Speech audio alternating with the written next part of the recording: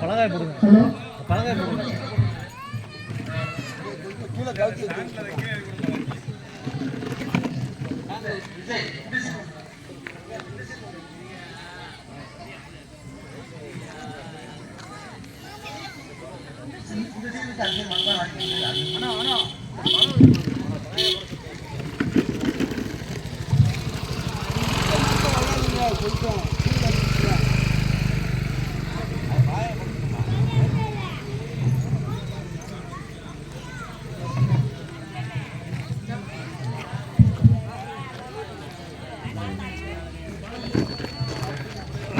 பழக போட்டால் தான் கரெக்டாக இருக்குது, பழக போட்டால் தான் கரெக்டாக இருக்கு.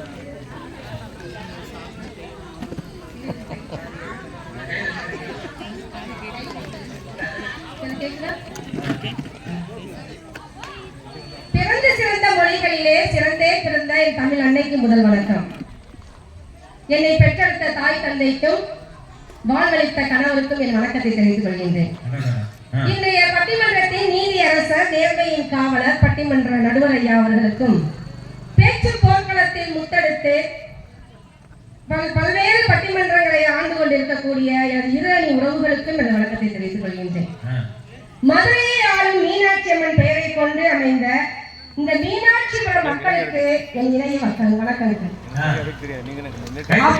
அப்பக்கான அம்மக்கான அண்ணா தம்பி அக்கா செல்லி அது மாதிரி சின்ன பிள்ளை அண்ணி వాళ్ళకి నా వనకాన్ని చెప్పుకున్నాను. ఈ రాత్రి వేళలోనే ఇన్ని కూడా కూర్చుండి మా పట్టిమండ్ర వెళ్ళడానికి వచ్చి కూర్చుకుంటుంది చూసడానికి మాకు ఎంత సంతోషంగా ఉంది.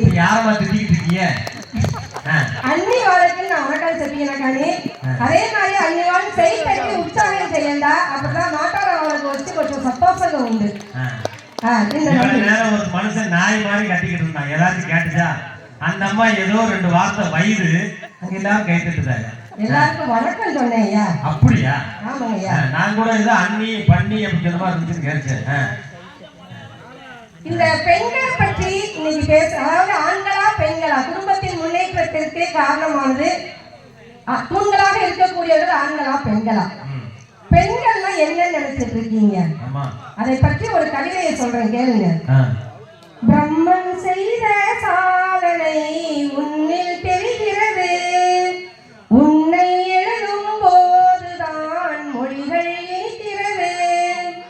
பெண்ணே நீயும் பெண்ணா, பெண்ணாகிய ஓவியம் ரெண்டு ரெண்டு கண்ணா, ஒவ்வொன்றும் காவியம். இப்படி பிரம்மனோட படைப்பிலேயேவும் மிக சாதனை மிக்க படைப்பு வந்து பெண்கள் தானே ஐயா. அந்த பாட்டை எழுதுனது கவிஞர் வைரமுத்து ஆண்கள். ஒரு ஆண் வந்து இந்த அளவுக்கு பெண்கள் வர்ணிச்சு எழுதிட்டாங்க அப்படின்னா அந்த பெண்ணோட சிறப்பு இதுலயே தெரியலையா ஐயா? இதுதான் இந்த பெண்ணை போட்டு எழுதிய அந்த ஆணுக்கு நாங்க நிறைய நன்றி கடன் பட்டிருக்கோம் ஐயா. அதே மாதிரி இந்த குடும்பத்துல வந்து இருக்கக்கூடிய ஆண்களோட கண்ணீர் துளியை நம்ம எண்ணிடலாம் ஐயா. ஆனா பெண்களோட கடமை துளியை வந்து நீங்க எண்ணவே முடியாது ஐயா. காலையில 4 மணிக்கு அலாரம் வச்சு எந்திரிச்சு வாசலை தெளிச்சு கோலம் போட்டு அடுப்ப மொழிகி அந்த அடுப்புல வச்சு என்ன செய்யறது, காலையில சாப்பாடு இட்லி 2 சட்னி செஞ்சு மத்தியானத்துக்கு சோறாக்கி குழம்பு வச்சு 2 கூட்டை வச்சு 2 காய வச்சு இதெல்லாம் வச்சு டிஃபன் பாக்ஸ்ல அடைச்சு வச்சு அதை பிள்ளைகளுக்கு கொடுத்து விட்டு அந்த பிள்ளைகளையுமே குளிக்க வச்சு தலை சீவி ஸ்கூலுக்கு அனுப்பி விட்டுட்டு வீட்டுக்காருக்கு தேவையானதெல்லாம் செஞ்சு அவரையும் என்ன செய்ய டிஃபன் பாக்ஸ் சாப்பாடு கொடுத்து அவரையும் அனுப்பி வச்சுட்டு அதுக்கடுத்து தான் திங்கும் திங்காமையும் வேலைக்கு போற பெண்கள் இருக்காங்களே, அப்படிப்பட்ட பெண்கள் வேலைக்கு போய் அங்க உள்ள கஷ்டத்தை எல்லாம் பார்த்துட்டு வந்து வீட்டுக்கு வந்தா வீடு பார்த்தா போர்க்களமா கிடக்கும். அங்க உள்ள துணிமணியெல்லாம் எடுத்து துவைச்சு போட்டுட்டு திரும்ப ராத்திரி இட்லியை சுட்டு சட்னியை போட்டு இவங்களுக்கெல்லாம் சாப்பாடை கொடுத்துட்டு மிச்சம் இருந்தா சாப்பிட்றது, இல்லைன்னா அடுப்பங்கரையை வீட் பண்ணி வச்சுட்டு படுத்து தூங்க போறாங்க. திரும்பவும் காலையில எழுந்திரிச்சு அதே வேலை. ஒரு நாள் ஒருபதுதான் எங்களுக்கு லீவுன்றது இருக்குமா ஐயா? உங்களுக்கு அரசு விடுமுறைனா லீவு, ஞாயிற்றுக்கிழமைனா லீவு, பொங்கல்னா லீவு, எல்லாத்துக்குமே இருக்கு. எங்களுக்கு ஒரு நாள் ஒரு நாள் லீவுன்றது இருக்கா? யார் வந்தாலுமே எங்களுக்கு வேலை தான்யா. அப்போ இப்படிப்பட்ட வேலை குடும்பத்திற்காக வேலை செய்யக்கூடிய பெண்கள் தானே தூண்கள். ஆமா, இந்த வேலையெல்லாம் ஒரு நாள் இந்த ஆண்களை பார்க்க சொல்லுங்களேன். ஒரு நாளாவது இவங்க பார்ப்பாங்களா? அவங்களால முடியாது. ஆனா இவங்க குறை வேலை சொல்லிக்குவாங்க. சோத்துல உப்பு இல்ல, குழம்புல புளி இல்ல, சட்டியில காரம் இல்ல அப்படின்னு சொல்லிக்கிறாங்களே, இது எந்த விதத்துல நியாயம்? சொல்லுங்க பாப்போம். ஒரு பேண்ட்டுக்கு நல்ல சட்டையை மேட்ச் எடுத்து போட தெரியாங்க இவங்களுக்கு. இப்படி பேண்ட்டுக்கு சட்டையை கூட எடுத்து போட தெரியாம வந்து உட்கார்ந்து இருக்காங்க. இவங்க ஆண்கள் பெரியவங்க சொல்லிட்டு இருக்காங்க.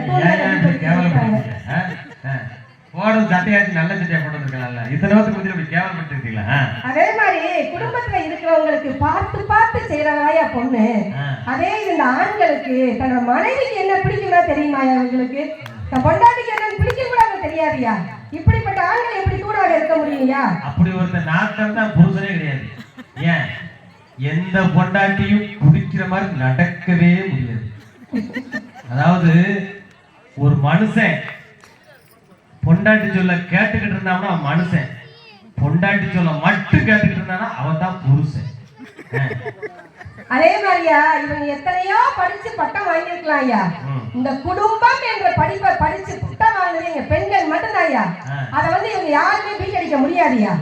ஏன் அப்படின்னா குடும்பத்துல எது எங்க இருக்கு, எந்த பிள்ளைக்கு என்ன பிடிக்கும், யாருக்கு என்ன பிடிக்கும், வீட்டுல வர மாமியார் மாமனார் அக்கா தங்கச்சி யார் வந்தாலும் சரி அவங்க என்ன பிடிக்கும் பிடிக்காதுன்னு நினைச்சு செய்யக்கூடிய ஒரே ஒரு ஆள் யாருன்னா பெண்கள் தான்யா. அதே மாதிரி இந்த ஆண்களுக்கு கல்யாணத்துக்கு முன்னாடி என்ன பேர் தெரியுமாயா?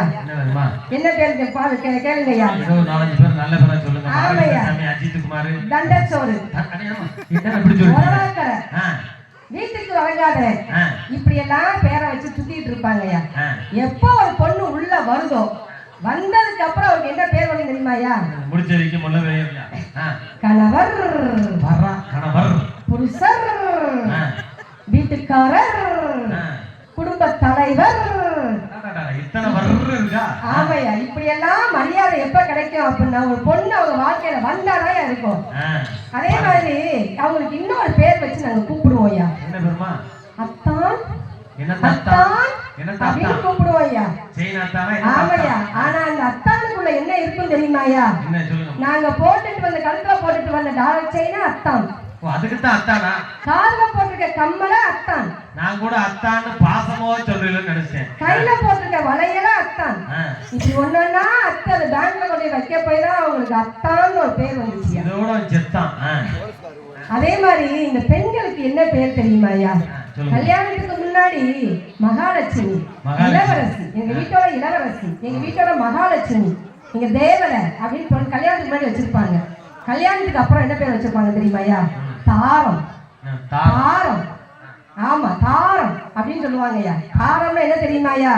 அன்பத்தாரம், பண்பத்தாரம், நேசத்தாரம், இப்படி எல்லாத்தையுமே தந்துதாயா அவங்க குடும்பத்தை நாங்க முன்னுக்கு கொண்டு வந்துட்டு இருக்கோம் ஐயா. அந்த காலத்துல ஆண்கள் எல்லாம் வெளியில போய் சம்பாதிச்சாங்கய்யா, பெண்கள் எல்லாம் வீட்டுல இருந்தாங்க. கை செலவுக்கு பணத்தை கொடுத்தாங்க பாத்தீங்களா? அந்த கை செலவுக்கு கொடுக்குற பணத்தை அப்படி இப்படி மிச்சம் வச்சு கடுகு டப்பாக்குள்ளேயும் அரிசி பானைக்குள்ளேயும் சிறுவாட்டு காசு சேர்த்து வச்சிருப்பாங்க தெரியுமாயா? அந்த காசு சேர்த்து வச்சு கஷ்டம் வரும்போது குடும்பத்துக்கு கொடுப்பாங்க இல்லையா? அதாயா அந்த பெண்கள். அதுக்கப்புறம் என்ன செய்வாங்க? இப்ப எல்லாம் என்ன செய்றாங்க? குடும்பத்துக்காக பெண்கள் எப்ப மாடா உழைக்க ஆரம்பிச்சாங்களோ, ஓடா தேஞ்ச ஆரம்பிச்சதுக்கு அப்புறம் தாயா இந்த குடும்பத்தோட பொருளாதாரமே உச்சத்துக்கு போச்சியா. இல்லன்னு யாராவது சொல்லுங்க, சொல்ல மாட்டாங்கய்யா. அதே மாதிரி இந்த கொரோனா காலத்துல வேலை இல்லாம எல்லாரும் வீட்டுல இருந்தாங்க பாத்தீங்களா? யாருக்குமே வேலை இல்ல, கையில காசு இல்ல. ஆனா 3 நேரமும் இந்த பொம்பளைங்க வடிச்சு சுட சுட கொட்டினாங்களே, எங்க இருந்து பணம் வந்துச்சு? அது எல்லாம் அவங்க சேர்த்து வச்ச பணம் தாயா. அந்த வீட்டுக்குள்ள அஞ்சரை பெட்டின்னு ஒண்ணு வச்சிருந்தாங்க அந்த காலத்துல. அந்த காலத்துல பாத்தீங்கன்னா அஞ்சரை பெட்டின்னு ஒண்ணு இருக்கும், கொஞ்சம் கொஞ்சமா சேர்த்து வச்சு அதுல வச்சிருப்பாங்க. இப்ப எல்லாம் அஞ்சரை பெட்டி இருக்கான்னு தெரியல. எத்தனை பெட்டி இருந்தாலும் அது பெம்பளைகள் மட்டும் தான் இருக்குது. ஆம்பளைட்ட ஒரு பெட்டி இல்லை, தீப்பெட்டி தவிர வரல. அதே மாதிரி இந்த சம்பாதிச்ச கொஞ்சம் கொஞ்சமா சேர்த்து வச்சு நகை எடுக்கிற ஒரு குத்தமாயா. இவங்க சொல்லுவாங்க, நகை எடுக்கிறாங்க, புடவை எடுக்கிறாங்க, அதை எடுக்கிறாங்க, இதை எடுக்கிறாங்கன்னு. நகையை நாங்க அன்னைக்கு எடுத்து வச்ச நகையெல்லாம் இன்னைக்கு எடுத்து வச்சவங்க நாளைக்கு என்ன ஆயிருது? லட்சம் ரூபாய்க்கு கூடிடுது. கூலி அது ஒரு சொத்தா போகுது இல்லையா, ஒரு சொத்தான சேருது. ஆமா. ஆனா நாங்கெல்லாம் நகையில சேர்த்து வச்சோம்னா இவங்க புகையில சேர்த்து வைக்கிறாங்களே, இது எப்படி புகையால இவங்களோட காசெல்லாம் போகுது. இதை பார்த்தா ரொம்ப மனசுக்கு வேதனையா இருக்குயா. ஆமா, அதே மாதிரி நாள் பூரா தண்ணி குடிக்காம நாங்க தண்ணி குடிக்க நேரம் இல்லாம கூட நாங்க நகை புடவைன்னு சேர்த்து வச்சிருக்கோம்யா. ஆனா இவங்க சம்பாதிச்செல்லாம் தண்ணீர செலவு பண்றதாலே அந்த ஆண்களோட பழக்கமா போச்சு. தண்ணியா செலவழிக்கிறாங்கய்யா. ஆமாங்கய்யா. அதே மாதிரி தாய்மொழி அறிந்தவன் தடுமாறுவதில்லை, தாயின் வழி உணர்ந்தவன் தடம் மாறுவதில்லை அப்படின்னு சொல்லுவாங்கய்யா. ஆமையா, அதாவது ஒரு பெண் குழந்தையை பெற்றெடுக்கும் பொழுது அவளுக்குள்ள வலி, பிரசவ வலி என்பது 100 எலும்புகள் உடைந்தால் எவ்வளவு வலி இருக்குமோ அத்தனை ஒரு பெரிய வலியை எடுத்துக்கிட்டு தான் என்ன செய்யறாங்க, வலியை தாங்கிக்கிட்டு தான் அவங்க என்ன செய்யறாங்க, அந்த ஒரு குழந்தையை பெத்தெடுக்கிறாங்க. அதே மாதிரி இந்த பிரசவ வலி இருந்தா கூட இந்த குடும்பத்தோட விருத்திக்காக என்ன செய்யறது, அந்த வலியை தெரிந்த பின்னர் கூட 2வது குழந்தைக்காக சரி என்று இன்னொரு குழந்தையை பெற்றுக் கொடுக்கிறாளே, இதுதான் குடும்ப விருத்திக்காக இந்த குழந்தை பெண்கள் வந்து தூணாக இருக்கிறாங்க அப்படின்னு நாங்க பேச வந்திருக்கிறோம் ஐயா. இதையெல்லாம் உணர்ந்துதான் ஒரு மகன் என்ன பாடிட்டான் பாருங்களேன். உலகத்து பந்தங்கள் எல்லாம் நீ சொல்லி தந்தாயே, பிறப்புக்கும் இறப்புக்கும் இடையில் வழி நடத்தி சென்றாயே, உனக்கே ஓர் தொட்டிடட்டி நானே தாயாய் மாறிட வேண்டும், நான் இங்கே பாட தாயே நீ கண்ணுறங்கு என்னோட மடி சாய்ந்து அப்படின்னு ஒரு மகன் பாடுறான் அப்படின்னா அந்த தாயோட வலியை உணர்ந்ததுனால ஐயா. மறக்கவே முடியாது. ஆமாங்கய்யா. அது இவங்க வந்து 10 பேரை வச்சு பொண்ணு பார்க்க வர்றாங்கய்யா. 10 பேர். ஆமாய்யா. 100 பேரை வச்சு தாலி கட்டுறாங்கய்யா. இவங்க வீட்டுக்கு எங்க தாலி கட்டி கூட்டிட்டு வரும்போது நாங்க ஒத்த அளவு வர்றோம்யா. சிங்கிளா வர்ற மாதிரி எங்க சிங்கிள் பெண்கள் சிங்கிளா வந்து வீட்டுக்கு வர்றாங்க. வந்து அந்த வாழ்க்கை நடத்துறாங்களே, அப்ப எங்க பெண்கள் தானே சிங்கிள் பெண்களா, சிங்கிள் பெண்கள் தானே எங்க தூங்கா இருக்காங்க. 10 பேரா இருந்தாலும் 100 பேரா இருந்தாலும் ஒத்த சிங்கம் வந்தோன்னு என்ன செஞ்சிருச்சு, அடிச்சு விரட்டிருச்சு. அதே மாதிரி பனைமரம் எவ்வளவு உயரமா இருக்கும் ஐயா. இந்த பனைமரம் வந்து எவ்வளவு உயரமா இருந்தா கூட அதை நிக்கிறதுக்கு வந்து நிழல் கொடுக்காதியா. வந்து நிக்கிறவங்களுக்கு நிழல் கொடுக்கும் பாத்தீங்களா, நிழல் கொடுக்காதியா. அதே மாதிரி ஆலமரம் வந்து என்ன செய்யும் அப்படின்னா பறந்து விரிந்து எல்லா உறவுகளையும் என்ன செய்வாங்க, அரவணைச்சு கொண்டு போற ஆலமரம் மாதிரிதான் பெண்கள். அதனால இந்த பெண்கள் வந்து என்ன செய்யறாங்க, இந்த குடும்பத்தின் தூண்காடு இருக்கிறாங்க அப்படின்னு சொல்றாங்க. அதே மாதிரி இன்னைக்கு இந்த தம்பி வந்து இட்லி வாங்கி கொடுத்தாங்கய்யா.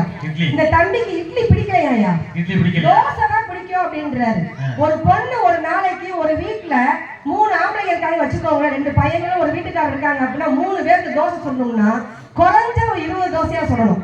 அது நைஸா வட்டமா கருகாம இப்படிலாம் தோசை கொடுக்கணும். ஒரு பொண்ணு ஒரு நாளைக்கு 20 தோசை சொல்றாங்கன்னா ஒரு மாசத்துக்கு எத்தனை தோசை கணக்கு பண்ணுங்கய்யா, 600 தோசை ஆச்சு. ஒரு வருஷத்துக்கு 2 லட்சம் தோசை மேல ஆகுது. ஆமாய்யா, 20 வருஷம் அவங்க சுட்டுப்புக்குள்ள தோசையை வந்து தின்னு போட்டு இன்னைக்கு பெண்கள் வந்து நாங்க தான் தூணா இருக்கிறோம், பெண்கள் இதா இருக்காங்க அப்படின்னு பேசுறதுக்கு 2 பேர் வந்திருக்காங்கய்யா. நாளைக்கு 4 தோசையை கட் பண்ணுங்கம்மா. ஆமாய்யா, அது நின்று இவங்க வந்து தோசை சுட்டு பார்த்தாலும் அவரோட கஷ்டம் தெரியுங்கய்யா. வீடு என்பது நான் ஒரு நாள் தோசை சுடுறேன்னு சொல்லிட்டு என் வீட்டுக்காரி வெளியே போயிட்டா. தோசைக்கல் எது வடச்சட்டி எதுன்னு எனக்கு தெரியல. வடக்கல் சிலிண்டர் தூக்கி பத்த வச்சு வடச்சட்டியை தூக்கி வச்சு தோசை மாவு ஊத்திட்டேன். தோசையை பரட்டுங்கம்மா, தோசையை என் வீட்டுக்கார்ட்ட கேட்கிறேன், ஏமா தோசைக்கு மாவு ஊத்திட்டேன் என்ன செய்யணும் கேட்டேன். கரண்டி எடுத்து புரட்டி போடணும். கரண்டி எடுத்து எப்படி புரட்ட அப்படின்னு சொல்லிட்டு புரட்டினா வடச்சட்டியோட புரட்டிட்டேன். கருகிருச்சான்னு கேட்டா, ரொம்ப கருகிருச்சுனேன். என்னையா சொல்ற கூறுகட்ட மனுஷா, கரெக்டா எடுத்தியான்னு கேட்டா, ஆமாமா ஒரு 2 பக்கம் காது இருந்துச்சு, குழி மாதிரி ஒரு சட்டி இருந்துச்சு, அதான் அப்படின்னு. அட கூறுகட்ட மனுஷா, அதுக்கு பேரு வடச்சட்டி, நான் தோசைக்கல்ல சொன்னேன் அப்படிங்களா. இப்படித்தான் இருக்கு ஆண்களோட நிலைமை. ஆண்கள் கிச்சன்ல அது என்ன இருக்குன்னே அவங்க தெரியாது, கடுகு எது மிளகு எதுன்னே தெரியாது, ஜீரகம் எது சோம்பல்னு அவங்க தெரியாது. இப்படிப்பட்டவங்க எப்படி குடும்பத்தை நடத்த போறாங்க. அதே மாதிரி வீடு என்பது செங்கலால் கட்டப்பட்டது இல்லையா, பெண்களின் உழைப்பால் கட்டப்பட்டதையா. வீடு என்பது தலையில் நிக்கலையா, பெண்ணோட தலையில் நிக்குதுயா. ஒரு மனிதன் கண் இல்லாம கூட வாழலாம் ஐயா, ஆனா பெண் இல்லாம வாழ முடியாதுயா. பாருங்க டயலாக் புரிஞ்சுக்கோங்கயா, கண் இல்லாம கூட வாழலாம், ஆனா பெண் இல்லாம வாழவே முடியாது. அன்புக்கு இலக்கணம் பெண்கள் என்றால் வம்புக்கு இலக்கணம் இந்த ஆண்கள் ஐயா. வீட்டுல குடும்பத்தோடு குடுத்தனம் பண்றது எங்க பெண்கள், வீதியில குடியும் குடிக்கிறமா இருக்கிறது இந்த ஆண்கள் ஐயா. குடியும் கொடுத்தணுமா? ஆமையா. குடும்பம் என்பது கிரிக்கெட் அணி மாதிரி. ஆண்கள் எல்லாம் பேட்ஸ்மேன். ஆனா அந்த ஸ்கோர் ரிப்போர்ட்டை பார்த்து அணியை காப்பாற்றுறது பெண்கள் தான் ஐயா. ஆண் குழந்தை வாரிசாகலாம், ஆனால் பெண் குழந்தை தான் பரிசு. அதே போன்று ஒரே ஒரு விஷயத்தை மட்டும் சொல்லி முடிச்சுக்கிறேன் ஐயா. பெண்கள் இருக்கிற வரைக்கும் அவங்க தெரியாதியா. அப்போ நீ இருக்கும் போது என்ன சாப்பிடலாம் என்று யோசித்தேன். ஒரு ஆளோட நிலைமை, நீ இருக்கும் போது என்ன சாப்பிடலாம் என்று யோசித்தேன், நீ இல்லாத போது எங்கு சாப்பிடலாம் என்று யோசிக்கிறேன். ஒரு அம்மா இறந்து போனா பிள்ளைக்கு நல்ல சோறு கிடைக்காது, அப்பா இறந்து போனா கல்வி கிடைக்காது, கூட பண்ண தோல் வலிமை போயிடும். ஆனா மனைவி இல்லைன்னா இது எல்லாமே போயிடும் ஐயா. இததான் நம்ம கண்ணதாசன் ஒரு வார்த்தை சொல்லுவாரு, எத்தனை பெண்கள் இந்த மண்ணில் இருந்தென்ன, சத்தியம் சமாச்சாரம் அவளே சாமி அவதாரம் என்று சொல்லுவார் ஐயா. இதுல இருந்து பெண்களே இந்த குடும்பத்தின் முன்னேற்றத்திற்கு தூண்களாக விளங்குகிறவர் என்று கூறி நல்ல வாய்ப்புக்கு நன்றி பாராட்டி இடம் சாருகிறேன். நன்றி, வணக்கம்.